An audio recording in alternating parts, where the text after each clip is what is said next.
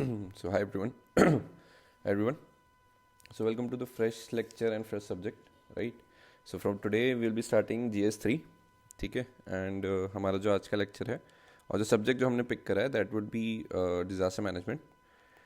Light subject है, not many lectures, 2-3 lectures में close कर देंगे. But the intention behind picking the subject was कि because we close modern history, polity, post independence, तो अभी थोड़ा हमें लाइट सब्जेक्ट उठाना है. When I say light subject that doesn't mean कि इसका सिग्निफिकेंस नहीं है. GS3 में it is very like high scoring subject. और if you look at the subject topics, वो भी ज़्यादा ऐसे कॉम्प्लेक्स नहीं है. बेसिकली डिजास्टर मैनेजमेंट के अंदर हम बेसिक चीज़ें कवर करते हैं, ठीक है. And then there are certain, जैसे नेशनल डिजास्टर मैनेजमेंट एक्ट है, NDMP एक्ट 2019, वो सारी चीज़ें हम डिस्कस करेंगे. Then we have international conferences. तो बेसिक आपकी डेफिनेशन से चीज़ें स्टार्ट होती हैं, ठीक है. सो बेसिक डेफिनेशन से लेकर हम एक्ट्स एंड एग्रीमेंट्स तक जाएंगे, इंटरनेशनल एक्ट्स एंड एग्रीमेंट्स, ठीक है. So this will close everything. इसमें हम इंडियन लेवल पे जो चीज़ें हैं, इंडियन रेगुलेशंस, वो भी डिस्कस करेंगे. So probably 2-3 lectures will be sufficient, ठीक है. एंड देन पॉलिटी के बाद हम GS3 का ही अनदर टॉपिक एनवायरनमेंट पिक करेंगे. उसके अंदर 14-15 लेक्चर्स हैं and in that will be closing everything, ठीक है. बायोडाइवर्सिटी, आपके जितने भी कंजर्वेशन एक्ट्स वगैरह हैं, इंटरनेशनल IUCN वगैरह, सब प्रॉपर्ली डिस्कस करके उसे क्लोज करेंगे. So we are focusing on GS3 as of now. GS3 में हम आज से हम डिजास्टर मैनेजमेंट स्टार्ट करेंगे. And then the next subject would be your environment and ecology, ठीक है. अब देखो, डिजास्टर मैनेजमेंट के लिए कोई स्पेसिफिक बुक नहीं है, तो जो मैं नरेट करूँगा या जो मैं डिक्टेट करूँगा और जो मैं चीज़ें लिखवाऊँगा, वो इधर उधर से प्रॉपरली स्टैंडर्ड इंस्टीट्यूशंस से थोड़ा रेफ़र करके बना के नोट्स उसको मैं आपको दूंगा, ठीक है. कंटेंट वाइज और सीक्वेंस वाइज जानने के बाद you can explore things on your own. PYQs उठा लेना, ठीक है. PYQs कर लेना प्लस मेंस के क्वेश्चंस देख लेना. You will be able to solve more than 80% of, not 80%, in fact 90% of the questions easily, ठीक है. क्योंकि PYQ के बेसिस पे ही हम कंटेंट बनाते हैं, ठीक है, लेक्चर नोट्स बनाते हैं, so that things are in sync, ठीक है. सो so this was just a introduction, basic introduction, ठीक है. now coming to the content for the day, सब मैं हटा देता हूँ, right. now so basic concept we'll start with is hazard, ठीक है. basic definition कि भाई what is the meaning of hazard. then we'll move to vulnerability, ठीक है. vulnerability, ठीक है. तो इसमें डिफरेंट टाइप्स के जो वल्नरेबिलिटी है उसको हम डिस्कस करेंगे, ठीक है. Physical, material, social, ecological, organisational, educational, attitudinal, political, cultural, ठीक है. And apart from that the last topic for the day would be the meaning of risk and how risk, hazard and capacities are related, ठीक है. Capacity का basic फंडा ये है कि जो हजार्डस कोई इवेंट होता है उसके बेसिस पे जो वल्नरेबिलिटी होती है, अगर वो ज़्यादा है तो हम किस टर्म्स में, किस कैपेसिटी के बेसिस पे उसका इम्पैक्ट कंटेन कर सकते हैं, ठीक है. अभी टेक्निकल टर्म लग रही है but once we have the understanding of the basic concept तो को रिलेट करने में ईजी रहेगा, ठीक है. तो इस रिस्क के बेसिस पे आगे एक रिस्क रिडक्शन फैक्टर भी आता है, जो इंटरनेशनल इवेंट्स और फॉरम्स पे इसको डिस्कस करा गया था प्रॉपरली. तो रिस्क रिडक्शन फैक्टर आपका फिर हम डिस्कस करेंगे कि भाई हजार्ड इनटू वल्नरेबिलिटी और कैपेसिटी के बीच में कैसे रिलेशन निकल के आता है, ठीक है. तो ये बेसिक चीज़ें हैं, दिस विल कवर, ठीक है. Alright, so let's start. So firstly the basic definition of hazard, ठीक है. तो बेसिकली हजार्ड का मतलब क्या है कि कोई भी ऐसा इवेंट या कोई भी ऐसी चीज़, कोई भी ऐसी एक्टिविटी जो कि हार्म कॉज कर सकती है, ठीक है, या डेथ कॉज कर सकती है, हार्म कॉज कर सकती है to the living and non living things, ठीक है. That is your basic definition of hazard, ठीक है. अब अगर बेसिक चीज़ समझना है तो ये समझो कि एक मीथेन गैस है, ठीक है. उसका यूसेज आपका लेट्स से कार ट्रांसपोर्ट में होता है, लेट्स से, ठीक है. तो methane as a material is a usable thing, right. But अगर मीथेन के अंदर, जैसे मीथेन गैस में आग लगती है या अनकंट्रोल एनवायरनमेंट में वो चीज़ आग पकड़ लेती है, तो it can cause destruction also, right. It can cause damage to properties, death to living organisms, right. All these things can also happen अगर मीथेन को आपने प्रिकॉशन मेजर्स के साथ प्रॉपरली कंटेन नहीं करा.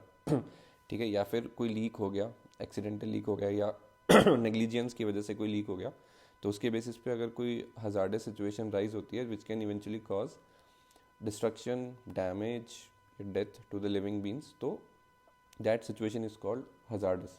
और जो बेसिक कॉन्सेप्ट है हजार्ड का वो यही डिफाइन करता है कि कोई भी ऐसी यूजफुल चीज़ जो कि अनकंट्रोल्ड एनवायरनमेंट या अनकंट्रोल्ड वे में डिस्ट्रक्शन या डैमेज का कॉज बनती है, that is known as hazard. ठीक है, तो इसमें लिख लो hazardous objects are those which can cause harm to the living and non living things. ठीक है, और लिख लो इसके अंदर all useful things are hazardous and no. ठीक है, तो इसमें लिख लो all useful things are hazardous. ठीक है, and no things are of no use which are natural. ठीक है, तो अगर नेचुरली जैसे पेड़ पौधे पत्ते अगर हैं तो अगर हमारे किसी यूज़ के नहीं है तो वो हमारे लिए हजार्डस भी नहीं होंगे. ठीक है, वो अपनी जगह हैं. नेचुरल कैलामिटी या नेचुरल वल्नरेबिलिटी के बेसिस पे अगर वो किसी चीज़ को डैमेज करते हैं then that's a different topic. But hazardous terms में यू विल नॉट से कि भाई पेड़ उगाना इज़ अ हजार्डस थिंग और it can cause hazard to other people. No. ठीक है, तो दैट बीइंग सेड नेक्स्ट लिखो hazardous objects are which can cause harm to the living and non-living things. Next you write hazard is an occurrence or a condition that can cause damage to the living and non-living. ठीक है, तो वही जो हमने यहाँ पे discuss करा है कि भाई अगर मीथेन गैस लीक हो रही है, मीथेन गैस लीकेज, अगर उसमें आग लगती है तो it can cause a lot of damage, तो वो एक हजार्डस इवेंट हो सकता है. ठीक है, next you write I will just rub all this. ठीक है, सो नेक्स्ट इसमें आगे लिखो हजार्ड में the magnitude of phenomena and magnitude of occurrence and extent to which that magnitude has happened and the severity में vary in any hazardous situation. ठीक है, तो हजार्डस सिचुएशन में आपका जो मैग्नीट्यूड है कि भाई कितनी इंटेंसिटी पे चीज़ हजार्डस है. ठीक है, जैसे अगर मीथेन गैस लीक हो गई तो अगर बहुत बड़ा लीकेज है तो वो बहुत ज़्यादा बड़े एरिया को इम्पैक्ट करेगा, ज़्यादा लिविंग ऑर्गेनिजम्स को इम्पैक्ट कर सकता है. ठीक है, तो वो मैग्नीट्यूड पे डिपेंड करता है कि भाई कितनी बड़ी हजार्डस सिचुएशन है. ठीक है, और अकरेंस भी डिफाइन करती है कि कोई भी इवेंट कितना ज़्यादा हजार्डस है. फॉर एग्जांपल आपने कहा एक बार ही मिथेन गैस अगर लीक हो गया तो अगर वो मैन मेड इवेंट है जैसे कि किसी लैब्स की वजह से हुआ है तो अकरेंस उसका बहुत ही मिनिमलिस्टिक होगा. ठीक है, बट लेट्स से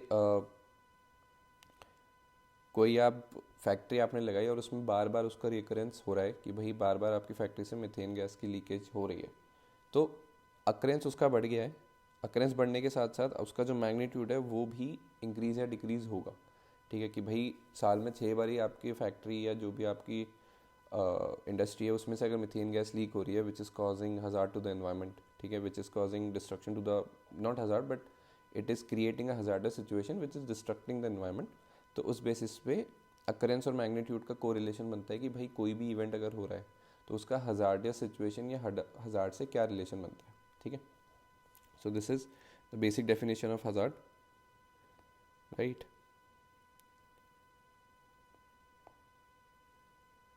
ठीक है, नाउ मूविंग. अब हजार्ड को अगर हम डिफाइन करें तो there are 2 types of hazard. We have man made and natural. ठीक है, तो मैन मेड के अंदर एक्रोनिम है ये CBRN. So C stands for chemical, B stands for biological, R stands for radiological and N stands for nuclear. तो अगर कोई भी हजार्डस सिचुएशन आती है जो कि अगर मैन मेड है तो वो ये हो सकता है कि भाई इट कुड बी केमिकल, जैसे जो ऊपर हमने मिथेन की बात करी थी तो वो केमिकल हो सकता है. Right, then B stands for biological, R stands for radiological. Biological भी हो सकता है कि जैसे देर आर अजम्पशन की जो कोविड पैंडेमिक आया था that's a man made hazard. Right, biological. It's not proven yet but yes it's one sort of an example that we can take. ठीक है, कि बायोलॉजिकल कौन सा होता है. Nuclear we all know that the very infamous Hiroshima and Nagasaki bombing, hazardous situation create हुई because of the bombing. ठीक है, तो that is nuclear.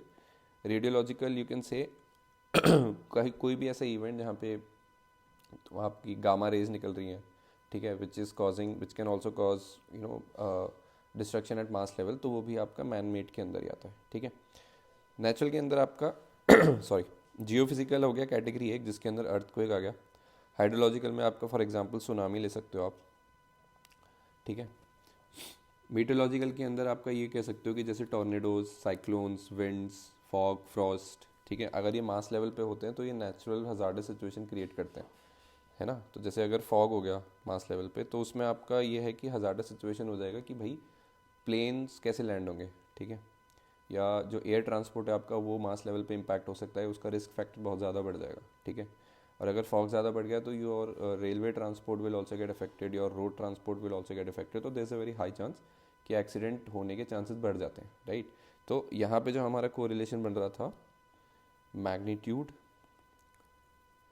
And occurrence, उसमें आप कोरिलेट कर सकते हो कि भाई अगर नेचुरल कैलामिटी या नेचुरल हजार्डस सिचुएशन आती है तो उसका मैग्नीट्यूड जो होगा, जैसे अगर फॉग है, ठीक है, तो दिल्ली में जैसे अभी फॉग अगर अकरेंस का स्टार्ट हो जाता है तो yes it will impact everything. आपकी फ़्लाइट्स कैंसिल होना स्टार्ट हो जाएंगी, ठीक है, सेफ्टी मेजर्स के लिए आपके रेलवे ट्रांसपोर्ट जो है वो डिले होना स्टार्ट हो जाएगा। रोड ट्रांसपोर्ट आपका मतलब जो टाइम पहले 1 घंटा लगता है किसी ट्रांसपोर्ट में, वो 2 घंटा लग सकता है because of the slowness in the road traffic. तो मैग्नीट्यूड के बेसिस पे मतलब मैग्नीट्यूड जो है हजार्डस सिचुएशन का वो इंक्रीज हो सकता है because of natural type of hazard also, ठीक है। तो ये हमने यहाँ पूरा कॉन्सेप्ट समझा, ठीक है। नाउ मीटेरोलॉजिकल के बाद आपका बनता है क्लाइमेटोलॉजिकल, ठीक है। क्लाइमेटोलॉजिकल में जैसे आपका कहीं ड्रॉट आ गया, ठीक है, या ग्लेशियर लेक आउटबर्स्ट हो गया, GLOF जिसे कहते हैं, ग्लेशियर लेक आउटबर्स्ट फ्लड, ठीक है, कि भाई एकदम से ग्लेशियर फट गया और एकदम से फ्लड आ गया, राइट। तो ये सारे आपके क्लाइमेटोलॉजिकल हजार्ड के अंदर आते हैं, ठीक है, राइट। तो ये आपका बेसिक डिफ्रेंशिएशन है, ठीक है। अब इसके अंदर चाहो तो मैन मेड के अंदर भी कुछ चीज़ें लिख सकते हो, जैसे केमिकल में आप लिख सकते हो पेट्रोकेमिकल, हैवी केमिकल, ठीक है।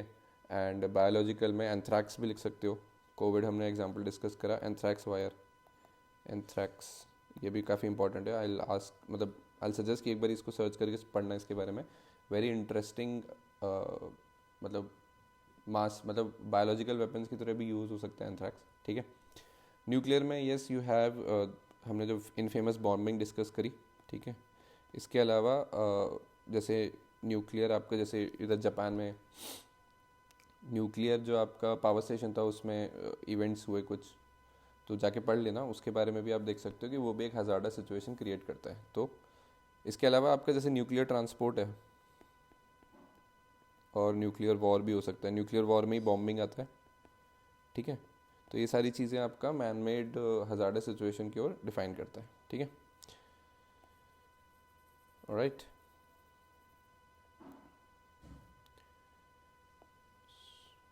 ठीक है, so I'll just rub these to make sure this doesn't look untidy, ठीक है। Now next topic for the day is vulnerability, ठीक है।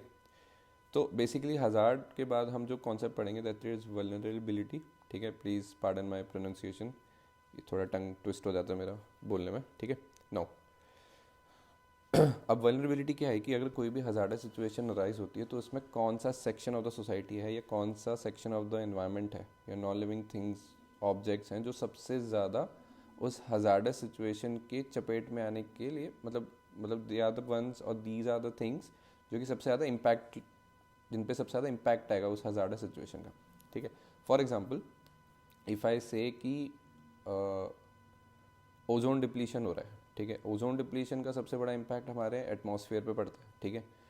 अब एटमॉस्फेयर हमारा सबसे ज़्यादा वलरेबल हो जाता है if your ozone depletion happens, right, because आपकी डायरेक्ट यूवी रेज आ रही हैं अर्थ पे, तो obviously your earth temperature also rises. Plus second जो वलरेबल सेक्शन है वो हमारे लिविंग बींग्स हैं, क्योंकि डायरेक्ट यूवी की जो रेज आ रही हैं it can cause multiple effect on living organisms, ठीक है, ठीक है। सेल ऑल्टरेशन हो सकता है, you can also have increase in the cancer patients, all these things can happen, ठीक है। तो वल्नरेबिलिटी क्या है कि किसी भी हज़ार्डस सिचुएशन में कौन सा ऐसा सेक्शन है जो कि सबसे ज़्यादा इम्पैक्टेड हो सकता है उस इवेंट के होने से, ठीक है। तो उसको हमने डिफाइन करा है वल्नरेबिलिटी के अंदर, ठीक है। So that is also written here, in the event of hazard the ones getting affected adversely are called vulnerable, ठीक है। इसके अंदर लिख लो, in the event of hazard the ones getting affected adversely are called the vulnerable.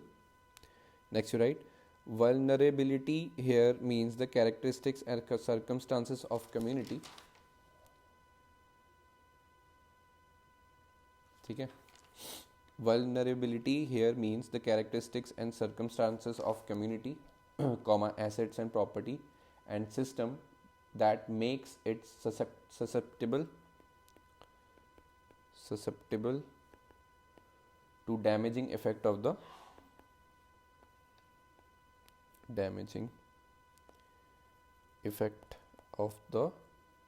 hazard, ठीक है।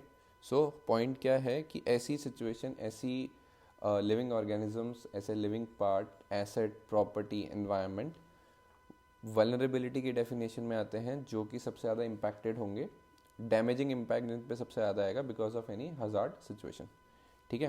So that is defined under your vulnerability, ठीक है। Now we discuss about the different types of vulnerability, ठीक है, right. So if we go by the categorization, we have multiple, ठीक है। So first we'll discuss the physical vulnerability, ठीक है। तो इसके अंदर लिख लो system, people और assets who are weak or unfit to withstand the hazards, ठीक है। For example, अगर मास लेवल पे जैसे बहुत बुरा हज़ार्डस सिचुएशन है कि इंटेंस कोल्ड वेदर, ठीक है, या एकदम फॉग या बिल्कुल प्रॉपर -30-40 डिग्री में चला गया, तो फिजिकल वल्नरेबिलिटी ये है कि जो स्ट्रीट एनिमल्स हैं they don't have the strength और the physical strength to withstand that hazardous situation, ठीक है, अनटिल अनलेस उनको कोई सेफली रेस्क्यू करे। तो उस केस में जो स्ट्रीट एनिमल्स हैं they are the most vulnerable, जो कि जिन पे ज़्यादा डायरेक्ट इम्पैक्ट आएगा उस हज़ार्डस सिचुएशन का, ठीक है।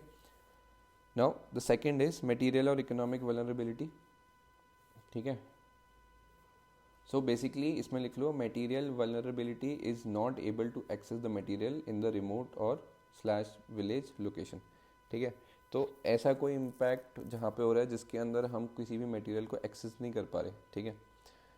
फॉर एग्जांपल अगर कहीं लैंडस्लाइड होता है हज़ार्डस सिचुएशन में, जियोलॉजिकली स्पीकिंग तो लैंडस्लाइड होता है, तो अगर माउंटेनियस रीजन्स नीचे आ जाते हैं तो people who are living in the mountains they don't have the access to the मतलब जो आसपास के डिस्ट्रिक्ट या प्लेन्स में जाने का रास्ता है जहाँ से उनका राशन, सामान, सेफ्टी किट्स, मेडिसिन आती हैं, तो उनको वो सारी चीज़ें नहीं मिल पाएंगी, ठीक है। तो वो उस हज़ार्डस सिचुएशन जिसमें लैंडस्लाइड हुआ है उसमें सबसे ज़्यादा वल्नरेबल हो जाएंगे, जो कि people living in the remote areas, because they won't be able to access the basic amenities, right. तीसरा टाइप है सोशल वल्नरेबिलिटी।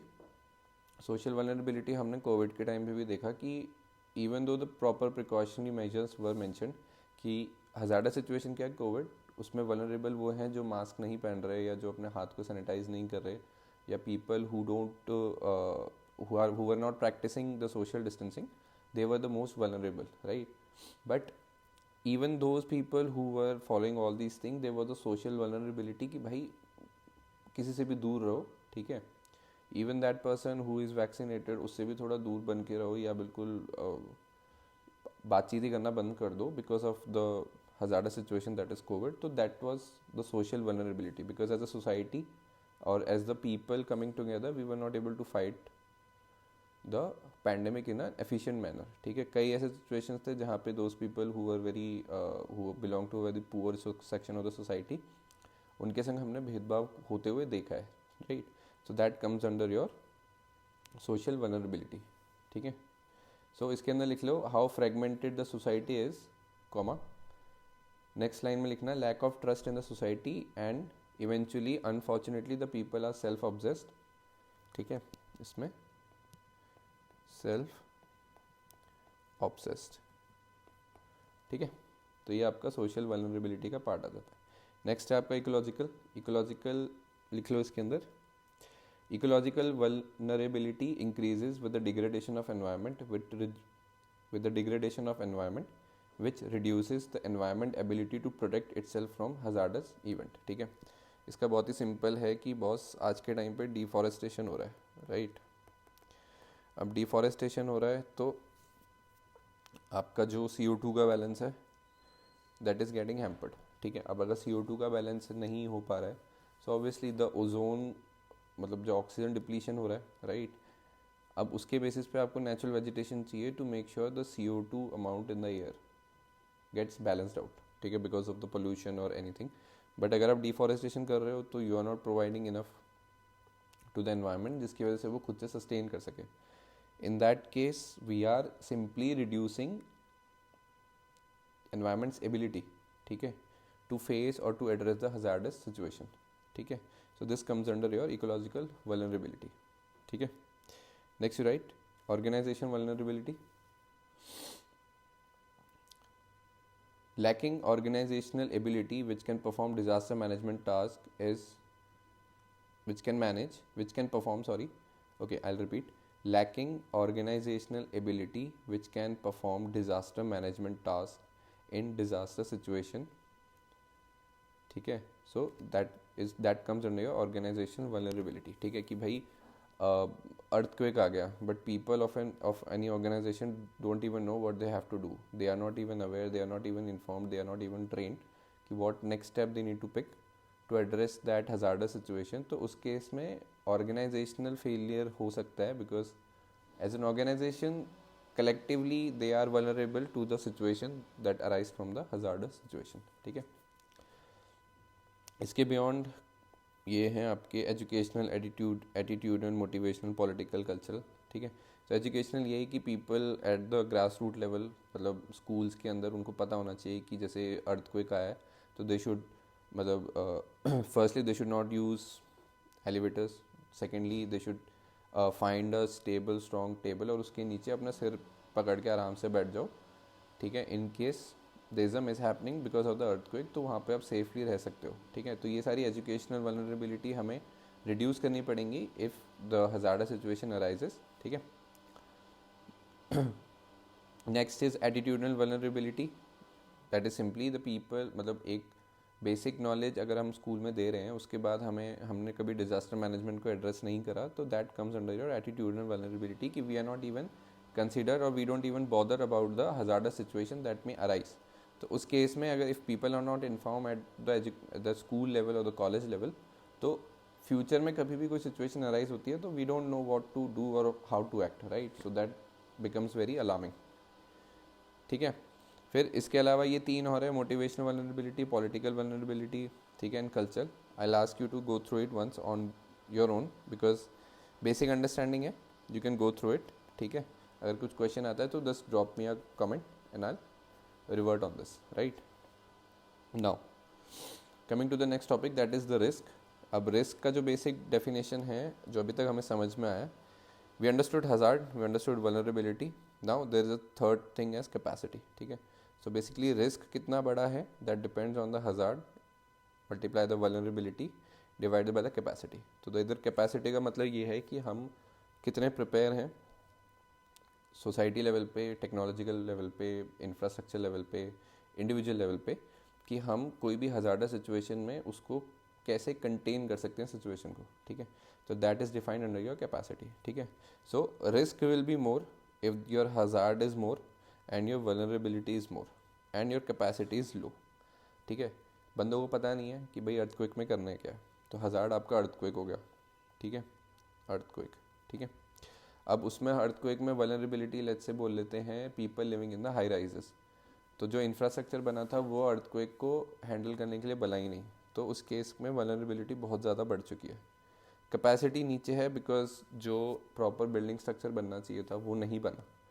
ठीक है, और जो नॉर्म्स थे वो फॉलो नहीं हुए कि भाई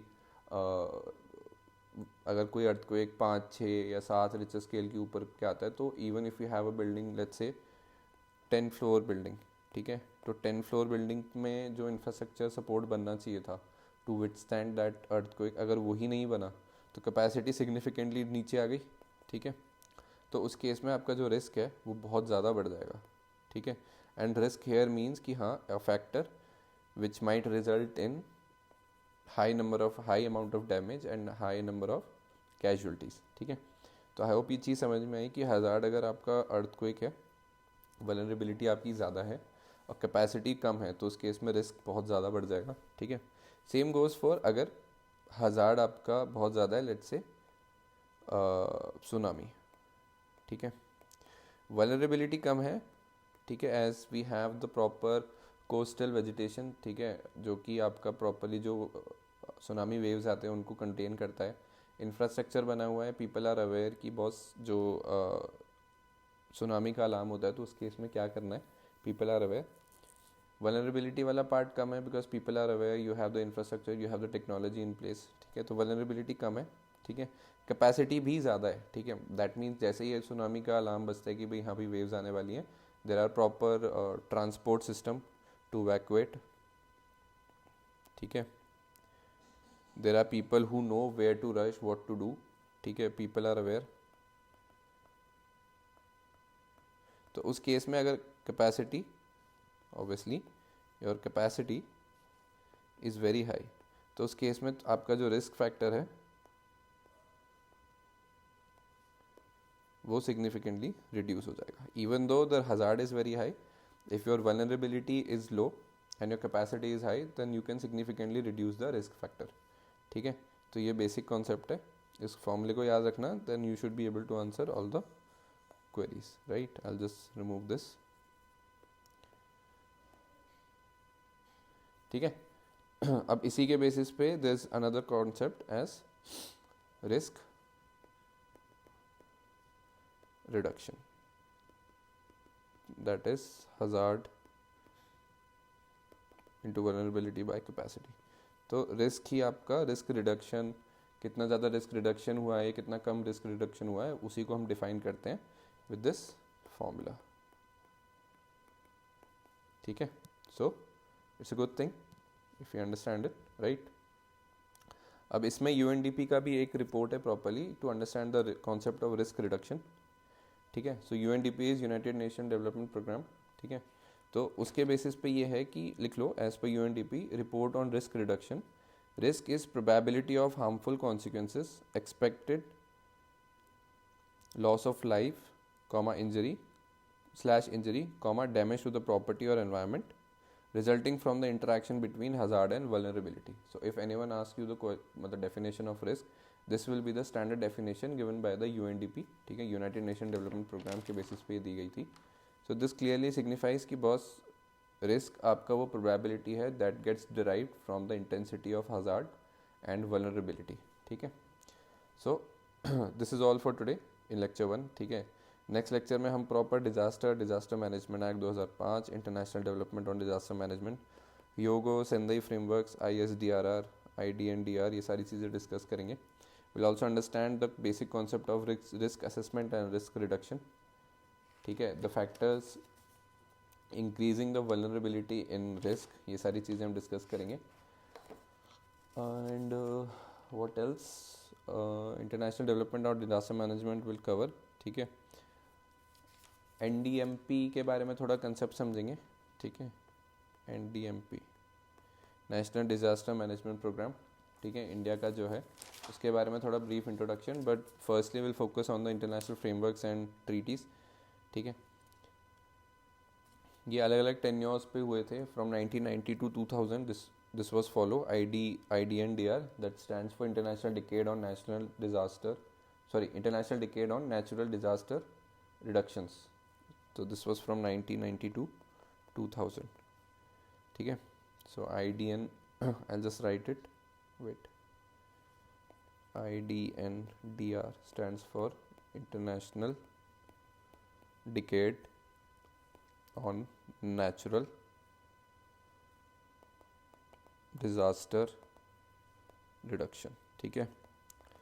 देन जो आपका ISDRR था that was from 2000 to 2010. So ISDRR stands for International Strategy for Disaster Risk reduction. ठीक है, ये बेसिक कॉन्सेप्ट्स हैं। विल अंडरस्टैंड दीज क्योंकि इंपॉर्टेंट है कब 1990 से 2000, 2000 से 2010 क्या क्या इंटरनेशनल फ्रेमवर्क से क्या हमने डिसाइड करा। सो 1994 में योकोहामा कॉन्फ्रेंस जापान में हुआ था। ठीक है, so all these things will discuss and will eventually move to sustainable development goals and Sendai frameworks. ठीक है, ये सब चीज़ें हम नेक्स्ट लेक्चर में डिस्कस करेंगे। And will touch a brief introduction about evolution of disaster management in India. तो वो प्रोबेबली थर्ड लेक्चर तक जाएगा। ठीक है, and with that probably by third lecture will be able to close all the disaster management for GS3. ठीक है, so this is all for today. I hope you found this video informative. ठीक है, please like, share and subscribe and keep working hard. Thank you for watching and I'll see you in the next one. Bye bye, take care.